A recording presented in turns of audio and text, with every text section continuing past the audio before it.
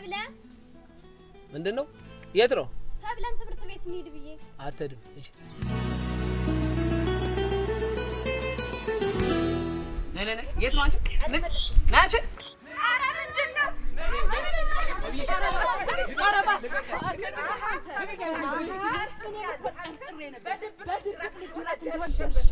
ይችላል።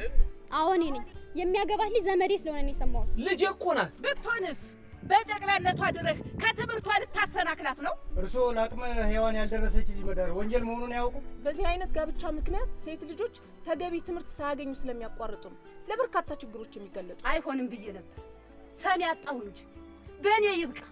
ልጄ ተምራ አርአያ እንድትሆን እፈልጋለሁ። እባካችሁ በልጅነት የዳራችሁ የሩቅ ልማችን ባጭር አታስቀሩት። አይዟችሁ፣ በሴት ህፃናት ላይ የሚፈጸም ጋብቻን የመከላከል ሙያዊ ኃላፊነት አለብን። ሴት ልጆች ከትምህርታቸው ተሰናክለው እንዳይቀሩ አይንና ጆሮ ሆናለሁ። ይቅር በይ ልጅ፣ ተምሬያለሁ። እስከፈለግሽው ድረስ መማር ትችያለሽ። ደብተሯን ሸክፊልኝ። እሺ። ሁላችንም በህፃናት ላይ የሚፈጸምን ጋብቻ እንከላከል። የአማራ ክልል ትምህርት ቢሮ ከዩኒሴፍ ጋር በመተባበር